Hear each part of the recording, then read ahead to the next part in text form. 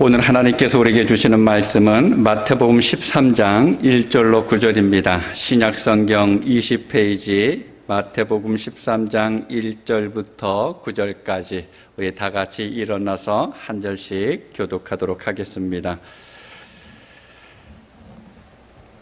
그날 예수께서 집에서 나가사 바닷가에 앉으심에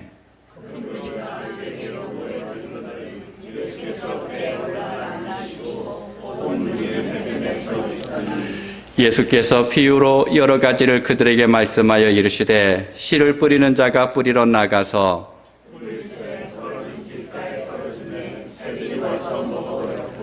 더러는 흙이 얕은 돌밭에 떨어짐에 흙이 깊지 아니하므로 곧 싹이 나오나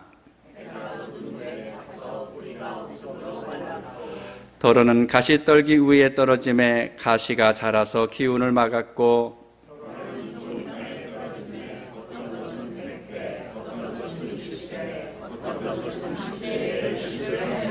같이 읽습니다. 귀 있는 자는 들으라 하시니라. 아멘. 자리에 앉아주시기 바랍니다. 사람은 누구나 이 땅을 살아갈 때 소망을 품고 살아갑니다. 어른이 되면 좀 더 큰 꿈이 있고 또 아이들은 어떻게 보면 실제적인 꿈을 가지고 있다라고 볼 수 있겠죠. 그래서 소망을 이루기 위해서 우리는 시간도 투자하고 또 열정적으로 어떤 일들을 매달리고 또 물질을 사용하기도 합니다. 근데 예수님께도 소망이 있었습니다. 예수님이 가지신 꿈이 있었습니다. 그게 바로 천국입니다. 사람의 몸으로 이 땅에 오셨지만 그리고 세상에서 사역을 감당하셨지만 예수님은 늘 천국에 관심을 두셨습니다. 여러분, 예수님이 공생애를 시작하면서 처음 선포하신 말씀이 무엇입니까? 회개하라, 천국이 가까웠느니라. 처음부터 천국을 말씀하고 있습니다. 예수님께서 왜 십자가에서 돌아가셨습니까? 우리에게 천국을 주시기 위해서입니다. 여러분, 왜 예수님께서 부활하셨고 또 다시 하늘로 올라가셨습니까? 우리에게 천국에 있음을 확신시켜 주시기 위해서입니다. 그러면 왜 예수님께서 또다시 이 땅에 오실까요? 왜 오십니까? 우리를 천국으로 데려가시기 위해서. 자, 이렇게 생각하면 천국은 예수님의 사역의 시작이고 또 사역의 마지막입니다. 처음부터 끝까지 천국과 함께하는 것이 바로 예수님입니다. 오늘 우리가 읽은 마태복음 13장에 보면 천국에 관한 비유가 7개가 나옵니다. 그 중에 첫 번째가 오늘 읽은 씨 뿌리는 비유입니다. 이 씨 뿌리는 비유의 초점은 씨를 뿌리는 사람이나 이 씨 자체에 있는 것이 아닙니다. 씨가 뿌려지는 밭에 초점이 있습니다. 씨가 뿌려지는 밭에 따라서 싹이 날 수도 있고 안 날 수도 있습니다. 그 밭이 어떠냐에 따라서 잘 자랄 수도 있고 또 잘못 자랄 수도 있습니다. 열매를 많이 맺을 수도 있고 열매를 적게 맺을 수도 있습니다. 그 밭에 따라서 수확이 많아질 수도 있고 수확이 적어질 수도 있습니다. 씨도 중요합니다. 그러나 씨가 뿌려지는 밭도 더 중요합니다. 지금도 천국의 씨인 말씀이 곳곳에 뿌려지고 있습니다. 동일한 말씀이 같은 시간에 같은 장소에서 뿌려지고 있습니다. 그런데 어떤 씨는 길가에 뿌려지는 것 같기도 하고 또 누구에게는 돌밭에 뿌려지는 것처럼 또 가시떨기에 뿌려지는 것처럼 뿌려지는 경우도 있습니다. 그리고 물론 좋은 땅에 좋은 마음에 뿌려지는 씨앗도 있습니다. 제가 중학교 때 신앙생활 하면서 마태복음을 읽다가 이 본문을 읽으면서 궁금한 것이 생겼습니다. 아니, 씨를 뿌리면 좋은 밭에다만 씨를 뿌리면 되지 왜 길가에도 뿌리고 돌 위에도 뿌리고 가시떨기 위에도 뿌릴까? 참 고민이 많았습니다. 여러분 그런 고민 안 해보셨습니까? 나중에 이제 공부하면서 배웠는데 유대인들이 씨 뿌리는 방법이 두 가지라고 그럽니다. 제가 알기로는 우리나라에서는 노랑을 파고 거기다 씨를 하나하나 이렇게 심는데 이 사람들은 그렇게 하지 않는다라는 겁니다. 하나는 바람이 부는 날 씨를 뿌리는데 그냥 밭을 다니면서 공중에 씨를 이렇게 날린다 그럽니다. 쭉 날리면 바람에 따라서 씨가 쫙 퍼지게 되겠죠. 또 한 가지 방법은 나귀에다가 이 씨를 담은 자루를 놓고 구멍을 뚫는다 그럽니다. 구멍을 뚫고는 이 나귀를 주인이 온 밭을 끌고 다닙니다. 그러면 어떻게 됩니까? 그 구멍에서 씨가 뚝뚝 떨어지겠죠. 그러면 그 씨가 뿌려지게 됩니다. 자, 그러다가 이 씨들이 길가로도 가고 또 돌밭에도 떨어지기도 하고 가시덤불에도 뿌려진다는 것입니다. 주님께서 오늘 말씀을 통해서 씨 뿌려지는 네 가지 밭을 우리에게 이야기하고 있습니다. 첫째는 길가밭입니다. 오늘 본문 3절과 4절 함께 읽도록 하겠습니다. 예수께서 비유로 여러 가지를 그들에게 말씀하여 이르시되 씨를 뿌리는 자가 뿌리러 나가서 뿌릴새 더러는 길가에 떨어짐에 새들이 와서 먹어버렸고. 씨를 뿌렸는데 아까 말씀드린 것처럼 공중에 다 크게 흩날렸는데 더러는 어디에 떨어졌습니까? 길가로 날아갔다라는 거예요. 여러분, 길가에 떨어진 이 씨앗들은 새들이 와서 바로 먹어버립니다. 농부들이 수고해서 씨앗을 뿌렸는데 근데 길가에 떨어지니까 지나가는 새들이 보고 얼른 내려와서 그 씨앗을 쪼아 먹습니다. 그런데 그런 말씀을 들을 때도 똑같이 길가에 뿌려지는 것 같은 사람도 있습니다. 말씀을 듣긴 듣는데 귓전으로 듣습니다. 말씀을 들었는데 금방 말씀이 없어집니다. 이것은 말씀을 단순히 잊어버렸다라고 하는 것이 아닙니다. 말씀과 상관없는 삶을 살아가는 것을 이야기합니다. 19절에 보면 주님께서 말씀하십니다. 아무나 천국 말씀을 듣고 깨닫지 못할 때는 악한 자가 와서 그 마음에 뿌려진 것을 빼앗나니 이는 곧 길가에 뿌려진 자요. 악한 자가 와서 빼앗나니 라고 말씀하고 있습니다. 여러분, 길이라고 하는 것은 사람이 다니면서 단단해진 땅입니다.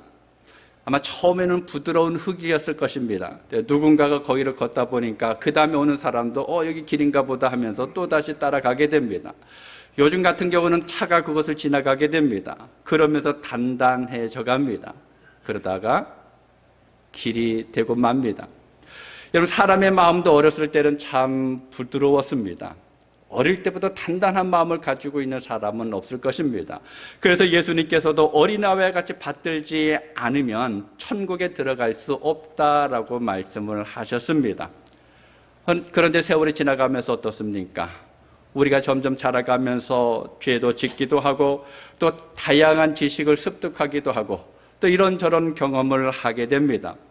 그러면서 나름대로 세계관이 생깁니다. 내 안에 내가 어떻게 살아가야 되겠다라고 하는 그러한 마음들이 우리 속에 자리 잡아가게 됩니다. 그리고 나면 다른 것들을 받아들일 여유가 점점 더 없어집니다. 선입관이 생깁니다. 그래서 저거는 받아들여야 되겠다. 저건 받아들이면 안 되겠다라고 생각을 합니다. 어느새 내 마음이 단단하게 굳어져 가고 있다는 것입니다. 여러분, 길가와 같은 마음은 굳은 마음입니다. 틈새가 없습니다. 말씀이 들어가야 되는데 말씀이 들어갈 틈이 없다라는 겁니다. 말씀이 떨어지면 받아들이지 못하니까 어떻게 됩니까? 뿌리를 내리지 못하고 또 금방 사탄이 그 말씀을 지워버립니다. 말씀을 듣기는 했는데 내 생각과 내 마음은 요지부동입니다. 하나님의 말씀은 말씀이고 나는 나다라고 하는 것을 꼭 붙들고 살아가게 됩니다. 말씀을 들으면서 그 말씀이 내 안에 들어와서 내 안에 갈등을 일으켜야 되는데 나는 이렇게 살아왔는데 말씀을 이렇게 하라고 말씀하시네 라고 하면서 고민이 생겨야 되는데 그러다가 생각도 바뀌고 마음도 바뀌고 생활도 바뀌어야 하는데 그러지 않는다라는 것입니다. 말씀이 나에게 아무런 문제거리가 되지 않습니다. 그냥 말씀으로 흘러버리고 살아가게 됩니다. 결국 어떻게 됩니까? 말씀을 듣기는 들었는데 아무런 결실이 없다라는 거예요. 성장도 없습니다. 변화도 없습니다. 하나님의 나라도 누리지 못하고 살아갑니다. 영적인 부흥도 소망할 수가 없습니다. 여러분, 말씀이 들어가지 않으면 영혼의 문제가 생기기 시작합니다. 하나님의 나라는 말씀을 통해서 이루어집니다. 여러분, 천지창조는 무엇으로 했습니까? 하나님께서 전적으로 말씀만 가지고 하셨습니다. 구원을 얻는 믿음은 어디에서 생깁니까? 말씀을 통해서 생깁니다. 여러분, 신앙이 성장하는 것도 마찬가지입니다. 이 말씀이 내 안에 들어와 자리 잡을 때 우리의 신앙이 성장하게 됩니다. 모든 하나님의 역사는 말씀을 통해서 일어났습니다. 말씀이 없이 일어나는 하나님의 능력은 없습니다. 그런데 그 말씀이 내 안에 들어오지 못하니까, 그 말씀이 내 안에 자리 잡지 못하니까 우리는 하나님을 경험하지 못하고 살아갈 때가 있습니다. 사랑하는 그레이스 성경교회 성도 여러분, 말씀에 대해서 열심을 품으실 수 있기를 바랍니다. 말씀에 갈급해하고 목말라 하시기를 바랍니다. 시편 기자가 주의 말씀의 맛이 내게 어찌 그리 단지요 내 입에 꿀보다 더 다니이다 라고 고백했던 것처럼, 여러분, 말씀을 눈으로만 보지 마시고 그 말씀의 맛을 경험하실 수 있기를 바랍니다. 야, 이 말씀이 왜 이렇게 좋을까? 왜 이렇게 이 맛이 달까? 왜 이 말씀이 이렇게 내 삶을 풍성하게 할까? 여러분, 그 경험을 하실 수 있기를 바랍니다. 두 번째로는요, 돌밭입니다. 본문 5절과 6절입니다. 한 목소리로 읽습니다. 더러는 흙이 얕은 돌밭에 떨어짐에 흙이 깊지 아니하므로 곧 싹이 나오나 해가 돋은 후에 타서 뿌리가 없으므로 말랐고. 돌밭 하면 우리는 흔히 돌멩이가 많은 그런 밭을 이야기합니다. 그런데 그것이 아닙니다. 이 돌밭이라고 하는 것은 커다란 바위 위에 흙이 얇게 덮여져 있는 그것을 이야기합니다. 그래서 누가복음에 보면 바위 위에 떨어졌다라고 기록하고 있습니다. 이스라엘 땅은 안석으로 이루어진 경우들이 많이 있다 그럽니다. 그래서 어떤 것은 흙을 조금만 파다 보면 그 밑에서 커다란 바위를 캐낼 수가 있다고 이야기합니다. 돌밭은 바로 그러한 것입니다. 그런데 시가 바로 그 흙이 얕은 돌밭에 떨어졌다라는 거예요. 겉으로 보기에는 그냥 평범한 밭 같은데 사실은 밭이 아니죠. 여러분, 어떻게 되었습니까? 싹이 나왔습니다. 이제 뿌리가 내려가기 시작을 합니다. 그런데 해가 돋으면서 곧 말라버렸다라고 성경은 기록하고 있습니다. 왜 그렇습니까? 흙이 얕으니까 뿌리가 깊이 내려가지 못합니다. 수분을 보충할 수가 없습니다. 더 이상 태양의 그 뜨거운 열기를 견디지 못하고 결국은 말라버리고 말았습니다. 주님께서 이것을 이렇게 설명하십니다. 21절에 보면 그 속에 뿌리가 없어 잠시 견디다가 말씀으로 말미암아 환난이나 박해가 일어날 때에는 곧 넘어지는 자요. 여러분, 잘 보시기 바랍니다. 말씀으로 말미암아. 돌밭과 같은 사람도 신앙이 좋은 것처럼 보이기도 합니다. 신앙생활이 즐겁고 행복할 수도 있습니다. 뭔가 자신 있게 나도 하나님의 일들을 감당할 수 있을 거야 라고 하면서 나가는 경우도 있습니다. 그런데 그 속에 뭐가 없다고 이야기합니까? 뿌리가 없다라는 거예요. 뿌리가 있어야지 하나님의 은혜를 계속해서 보충받을 수가 있는데, 뿌리가 있어야지 하나님의 능력과 함께 할 수가 있는데, 이 뿌리가 없으니까 여러분, 어떤 문제가 생겼습니까? 금방 넘어지고 말았죠. 말씀 때문에 넘어집니다. 하나님 때문에 넘어집니다. 신앙생활하는 것 때문에 넘어집니다. 내 생각은 이런데 하나님이 이렇게 하라고 그러시네 라고 하면서 내 생각과 다른 것 때문에 넘어지는 경우들이 종종 일어나게 됩니다. 돌밭과 같은 마음을 가진 사람도 말씀을 들을 때 즐거움으로 받습니다. 기쁨으로 받아냅니다. 내가 하나님을 위해서 살겠다 작정하기도 하고 실제로 그렇게 살아가기도 합니다. 그런데 문제는 금방 시들어져 버린다는 거예요. 왜냐하면 내 힘으로 하려고 하다 보니까 한계가 있습니다. 자그마한 문제가 생겨도 쉽게 넘어집니다. 자라지 못합니다. 점점 더 그 신앙이 깊어져 가야 되는데 깊어지지를 못합니다. 쉽게 흔들립니다. 어려움을 만나면 주저앉습니다. 평안할 때는 괜찮은데 아무런 문제 없이 조용히 넘어갈 때는 내가 믿음이 있는 것처럼 여겨지는데, 그런데 하나님을 믿는 것 때문에 작은 물결이 치면 쉽게 흔들린다라는 거예요. 여러분, 믿음에는 파장이 있어야 됩니다. 하나님을 만나면 하나님께서 우리에게 보내주시는 그 파도가 우리 가운데 미쳐야 합니다. 그 파도를 넘어가야 되는데 이 돌밭에 뿌려지시는 것을 넘어갈 수가 없다라는 거예요. 흙이 얕은 돌밭과 같아서 말씀이 그 안에서 뿌리를 깊이 내리지 못했기 때문에 그렇습니다. 말씀을 받아도 말씀의 다스림을 받지 못합니다. 말씀이 살아서 움직이지 못하니까, 말씀이 내 안에서 모든 것을 뒤집어 놓고 해야 되는데 그러지 못하니까 확신도 없어지고 견고함도 없어지고 또 인내도 없습니다. 당연히 마음과 생각과 생활도 바뀌지가 않습니다. 조그만 고난이 밀려오면 쉽게 흔들려버리고 뽑혀버립니다. 결국 말씀을 듣기는 했는데 아무런 결실이 없습니다. 성장이 없고 변화도 없고 하나님의 나라도 누리지 못합니다. 영적인 부흥도 없습니다. 세 번째로는요, 가시떨기 밭입니다. 오늘 본문 7절을 함께 읽습니다. 더러는 가시떨기 위에 떨어짐에 가시가 자라서 기운을 막았고, 마태복음에는 이제 가시떨기 위에 떨어졌다 그랬는데 마가나 누가복음에 보면 가시떨기 안으로 떨어졌다라고 기록하고 있습니다. 그 결과가 어떻게 됐습니까? 가시가 자라서 기운을 막았다라고 이야기합니다. 더 이상 자라지 못하고 있다라는 거예요. 가시떨기에 떨어진 씨앗은 싹도 피우고 또 줄기도 자라납니다. 그러다가 점차로 가시가 자라니까 이 곡식의 줄기를 가시들이 덮어버립니다. 햇빛이 차단되어집니다. 흙 속의 영양분도 빼앗깁니다. 결국에는 이파리만 무성한 채 그대로 끝나는 경우가 있다라는 것입니다. 여러분, 그러면 가시떨기라면 어떤 맛을 이야기할까요? 주님께서 22절에 보면 이렇게 기록하고 있습니다.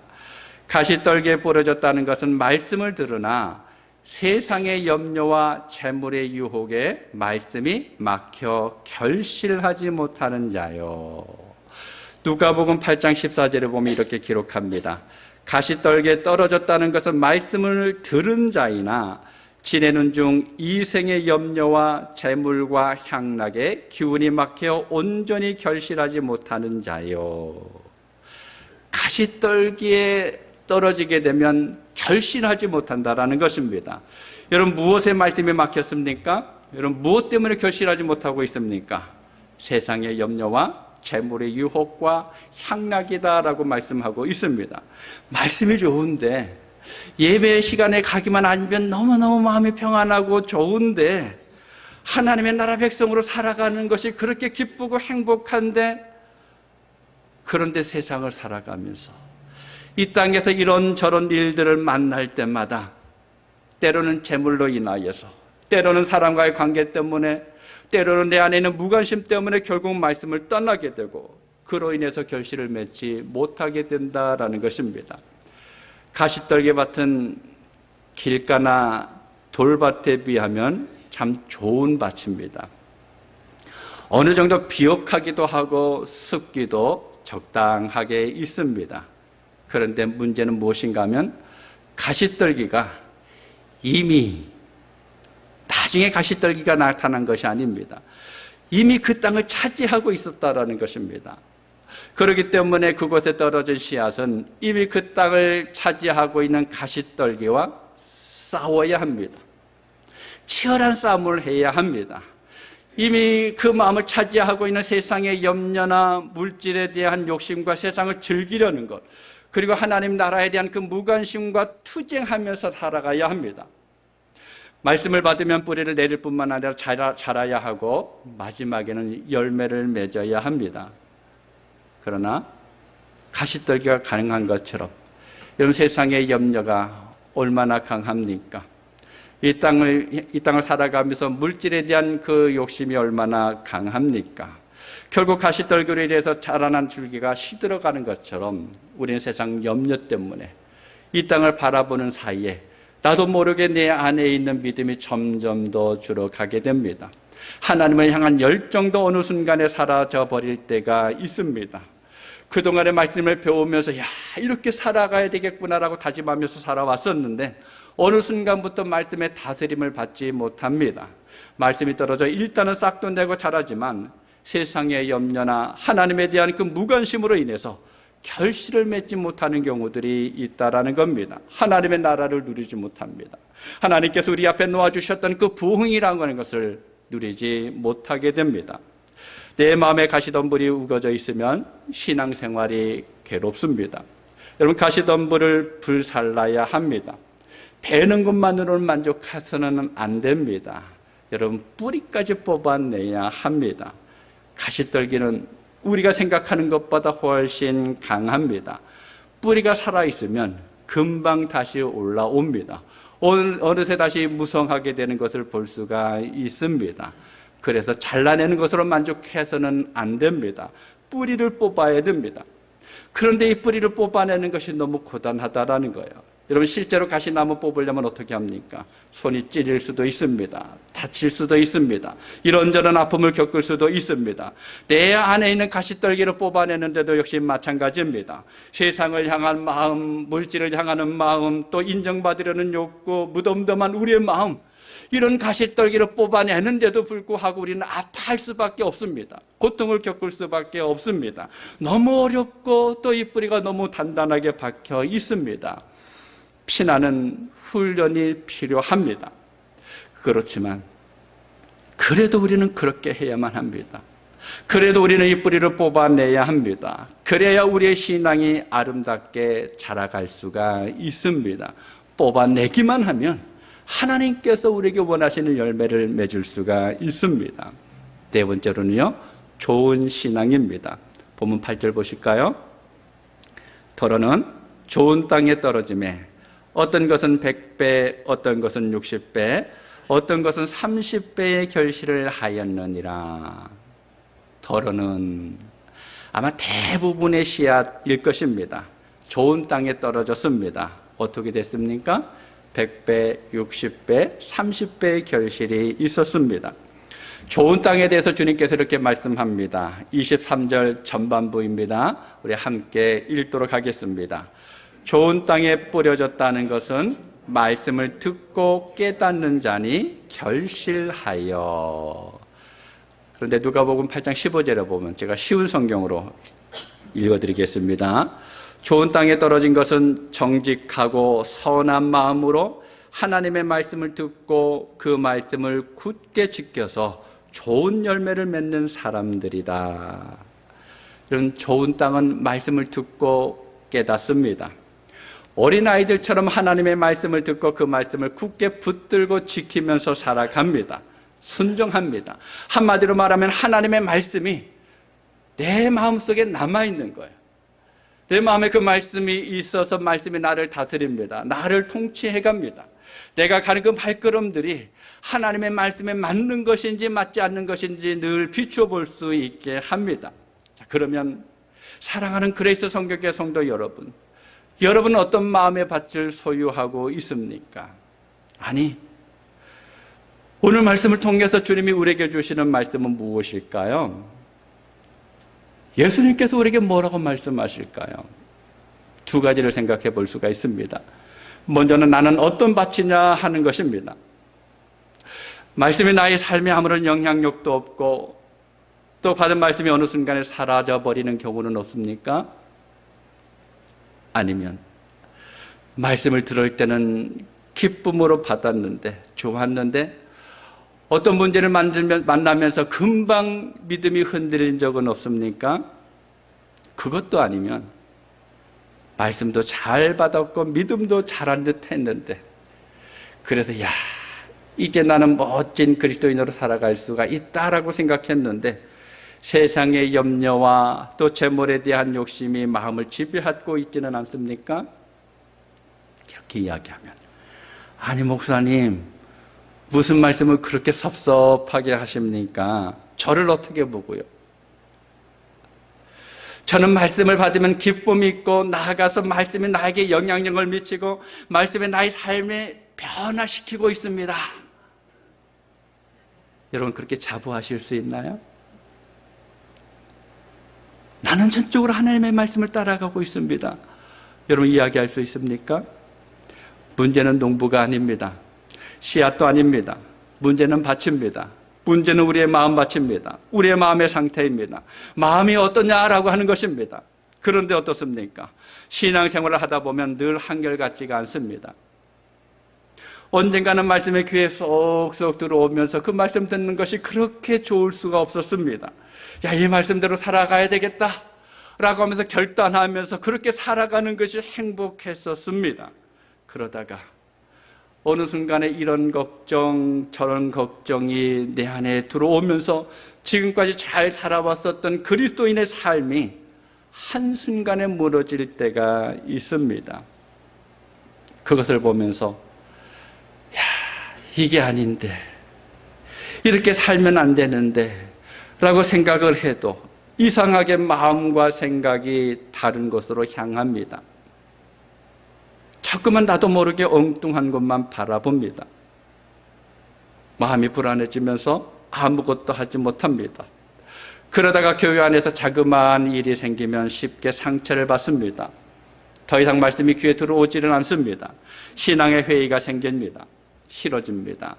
미워집니다. 답답해집니다.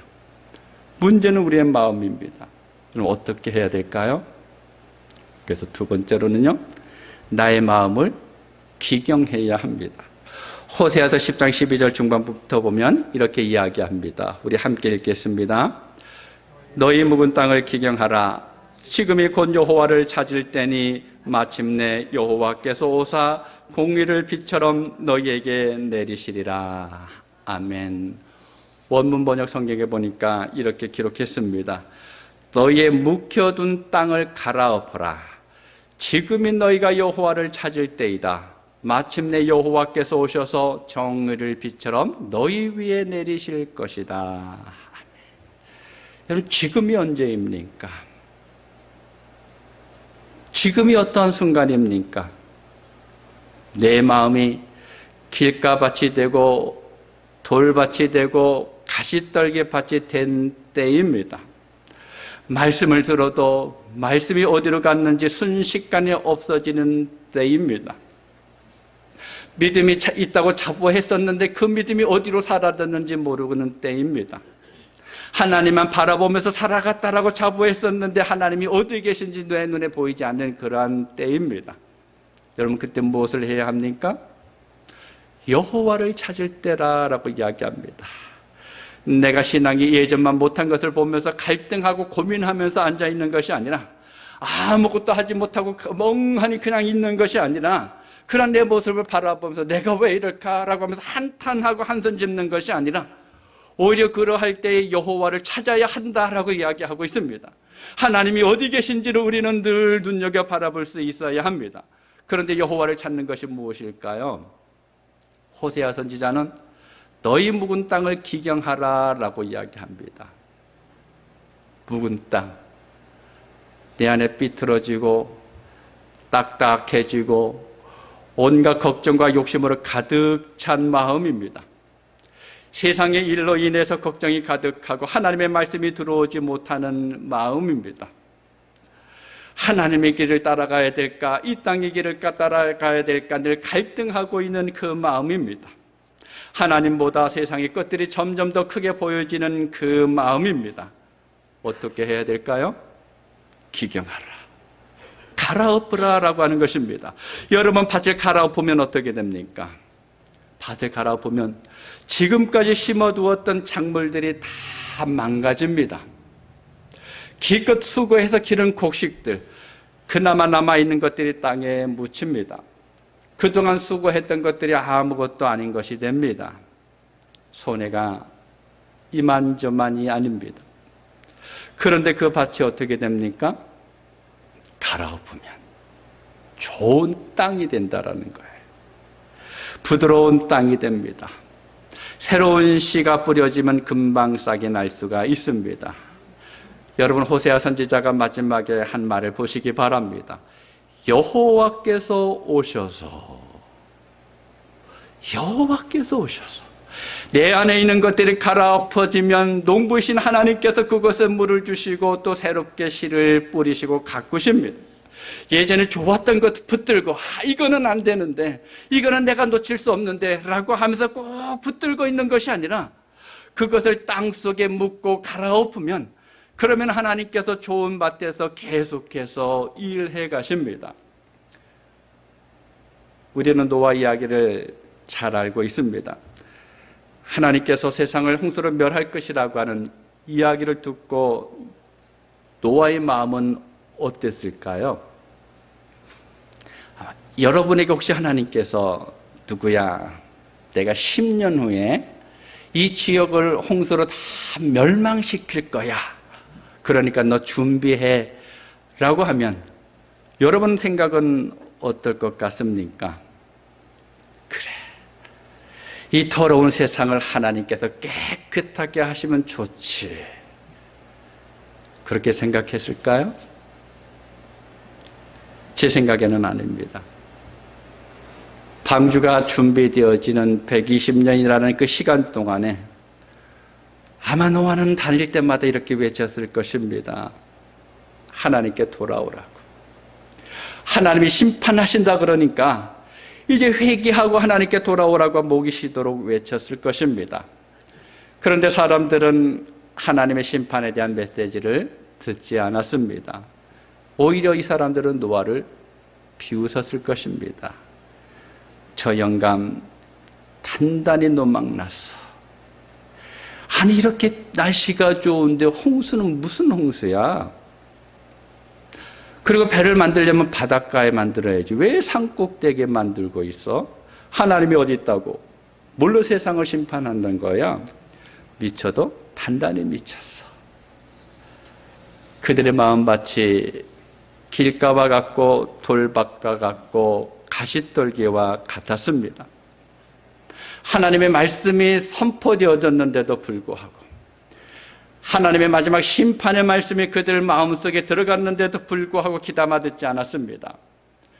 들어도 마음에 담아두지 않았습니다. 말씀에 반응하지 않았습니다. 말씀의 다스림을 받지 않았습니다. 오히려 외면하면서 살아갔습니다. 여러분, 그 결과가 어떻게 됐습니까?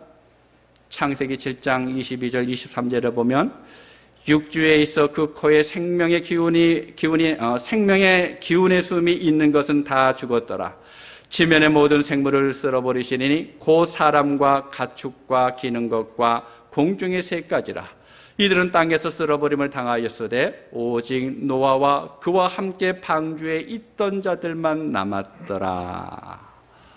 오직 노아와 그와 함께 방주에 있던 자들만 남았더라. 하나님의 말씀을 마음에 두고 살았던 사람, 그 말씀을 이루어지기를 기대하면서 살았던 노아의 가족 8명만이 하나님의 은혜로 살아남을 수 있었습니다. 사랑하는 성도 여러분, 우리는 마음을 기경해야 합니다. 그래야 우리는 살아갈 수가 있습니다. 이 일에는 예외가 없습니다. 말씀을 전하는 목사도 마음을 기경해야 합니다. 말씀을 듣는 여러분도 기경해야 합니다. 우리가 말씀을 마음에 계속해서 담아두지 못하고 있기 때문에 그렇습니다. 전적으로 말씀에 다스림을 받지 못하고 있기 때문에 그렇습니다. 우리가 말씀에 온전히 반응하지 못하기 때문에 그렇습니다. 여러분, 우리는 겸손하게 인정해야 합니다. 내가 그렇게 몸부림쳤는데도 불구하고, 내가 하나님을 바라보고 하나님을 따라가겠다라고 작정했는데도 불구하고 어느 순간에 사탄이 내 마음속에 있는 말씀을 빼앗아갔다라고 하는 것을 우리는 인정할 수 있어야 합니다. 문제를 만나면 넘어졌고 이미 내 안에 마음을 차지하고 있었던 그 세상에 대한 염려와 우리의 필요에 대한 욕심과 즐거움 때문에 말씀이 나를 다스리지 못했다라고 하는 사실을 인정할 수 있어야 합니다. 그리고는 마음을 기경해야 합니다. 그러면 언제 마음의 땅을 기경해야 될까요? 여러분, 언제 마음을 갈아엎어야 됩니까? 언제입니까? 내일 하면 되나요? 아닙니다. 지금 해야 합니다. 오늘 해야 합니다. 다음 주일이 아닙니다. 이번 토요일에 수련회가 있으니까 그때 하면 되겠지? 아닙니다. 그렇게 하면 안 됩니다. 내일도 아닙니다. 오늘 이 시간에 우리는 마음을 기경해야 합니다. 사랑하는 여러분, 좋은 밭을 만드실 수 있기를 바랍니다. 비록 지금까지 내가 이루어놓은 것들이 있다 할지라도 그래서 가만히 보면 이거 아까운데 하나님께서 기뻐하셨던 일이었었는데, 물론 그것이 있다 할지라도 하나님의 말씀이 내 안에서 전적으로 나를 다스릴 수 있도록, 하나님의 말씀이 나를 전적으로 이끌어 가실 수 있도록 우리의 마음을 갈아엎으실 수 있기를 바랍니다. 좋은 마음의 밭을 만드실 수 있기를 바랍니다. 주님께서 오셔서 일하실 것입니다. 우리가 그동안 이루어놨던 것보다, 내가 생각했던 것보다 더 좋은 곳으로 하나님께서 씨를 뿌리실 것이고, 그것에 물을 주시고 그것을 가꾸심으로 인해서 하나님이 원하시는 모습으로 우리를 만들어 가실 것입니다. 여러분, 그 좋은 밭을 날마다 만들어 가시기를 바랍니다. 혹여나 내 안에 길가가 만들어지고 또 돌밭이 만들어지고 가시떨기가 만들어지면 그때마다 바로바로 갈아엎으실 수 있기를 바랍니다. 하나님이 보시고 우리를 붙드시고 인도해 가실 것입니다. 그 은혜의 삶을 살아갈 수 있는 여러분 모두가 되실 수 있기를 주님의 이름으로 축복합니다. 기도하겠습니다. 아버지 하나님, 감사드립니다. 하나님께서 우리를 부르셨습니다. 주님을 이 땅에 보내셔서 십자가에 달려 죽으시게 하셨고, 우리가 그 사실을 성령의 은혜로 알게 하셨을 뿐만 아니라 그 주님을 믿게 하여 주셨습니다. 우리에게 항상 말씀하여 주셔서 말씀을 듣게 하시고, 그 말씀을 붙들고 그 말씀의 다스림을 받으며 그 말씀하시는 대로 살아갈 수 있는 믿음의 삶의 길들을 걸어갈 수 있도록 인도해 주셔서 참으로 감사합니다. 그런데 하나님, 우리가 이 땅을 살아갈 때마다 나도 모르는 사이에 내 안에 길가가 만들어지고 돌밭이 만들어지고 가시떨기가 만들어질 때가 있습니다. 그때마다 이것을 바라보면서 우리가 우리의 마음밭을 기경할 수 있게 하여 주옵소서. 우리의 마음의 밭을 갈아엎을 수 있게 하여 주시옵소서.